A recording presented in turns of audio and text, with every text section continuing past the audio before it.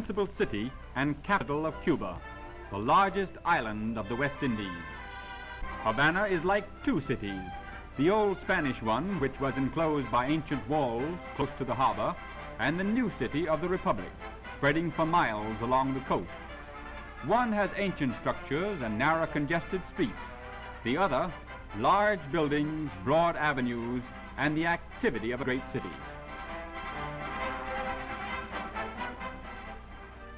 The heart of the city is the wide thoroughfare called the Prado, where the magnificent new Capitol stands. The superb building was completed in 1929 at a cost of $20 million. It houses the Congress of the youngest republic in the New World. The Cubans have laid out their new capital city along spacious lines and embellished it with many fine parks and splendid buildings. Standing at the head of Mission Square is one of the most elaborate of the public buildings, the Palace of the President.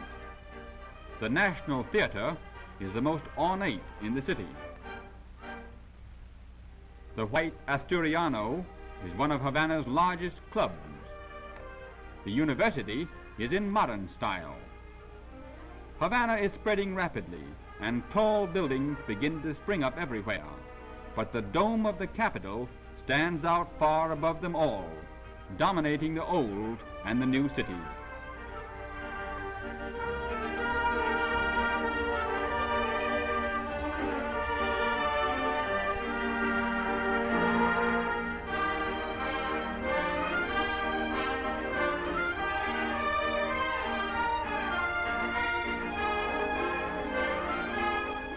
The most renowned avenue of Havana is the Malecon, a curving driveway bordering the sea, similar to the famed boulevards along the French Riviera.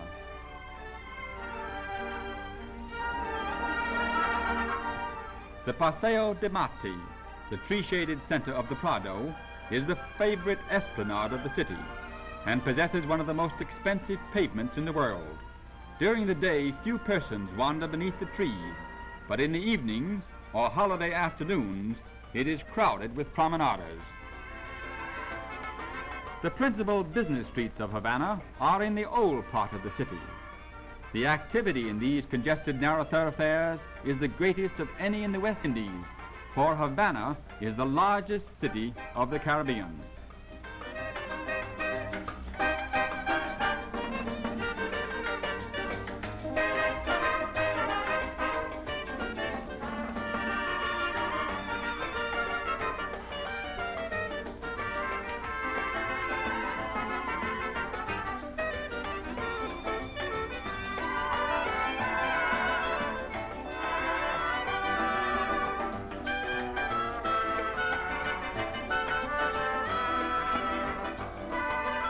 Old Havana was laid out with very narrow streets, so that only for a few hours in the middle of the day could the tropical sun and heat penetrate them.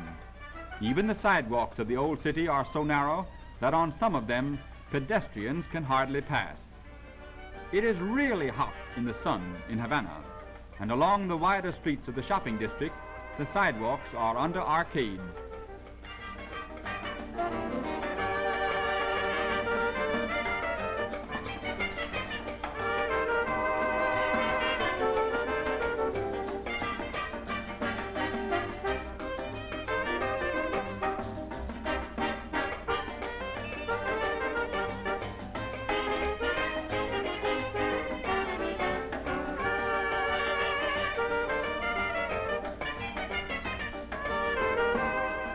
Many of the shops in the city have open fronts, for the climate of Havana is like continual summer. Groceries are neatly arranged behind counters opening directly on the sidewalks.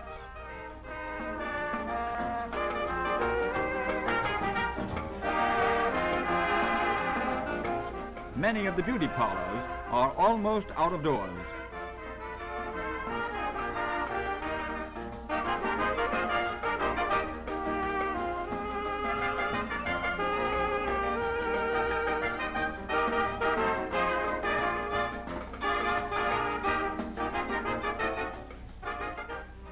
An outstanding curiosity of Havana is the Columbus Cemetery. It is one of the most amazing in the world, for nearly all the graves are above ground. Millions of dollars have been spent here on marble tombs and memorials. One mausoleum contains scores of tombs, one above another. Not only at the cemetery, but all over Havana, ornamental monuments have been erected. Nearly all are to Cuban patriots who fought or died for the island's independence. Among the most elaborate is the monument to General Maximo Gomez, one of the three leaders who brought about the rebellion that ended by American intervention and freedom for Cuba from the tyranny of Spain.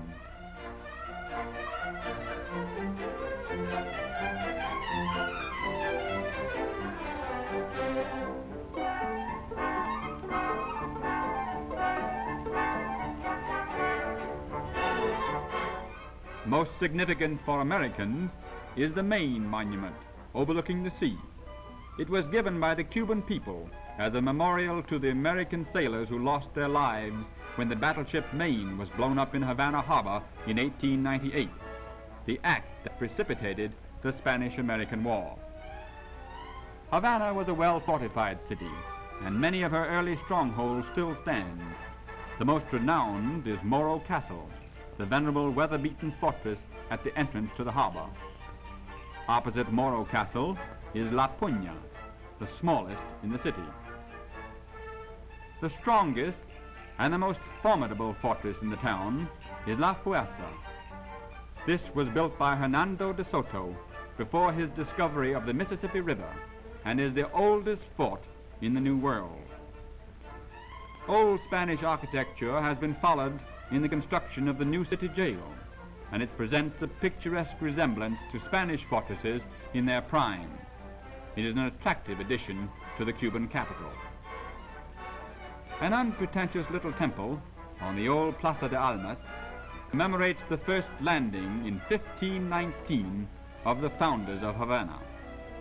The most beautiful of the old buildings of the city is the former palace of the royal Spanish governors. After the formation of the Republic, this was the residence of the President, but now it is the City Hall. The houses of the Spanish aristocrats were elaborate, and some even palatial. The exteriors were severe, but within there was always a restful patio with palms and fragrant flowers.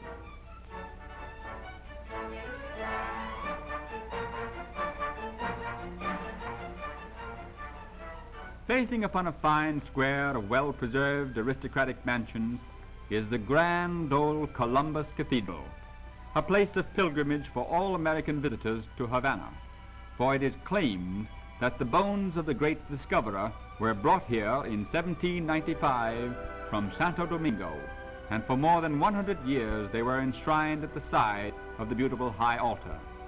The noble old towers are topped by the progress of modern Havana, but they still look down upon the old colonial city that was the last outpost of the Spanish Empire in the New World.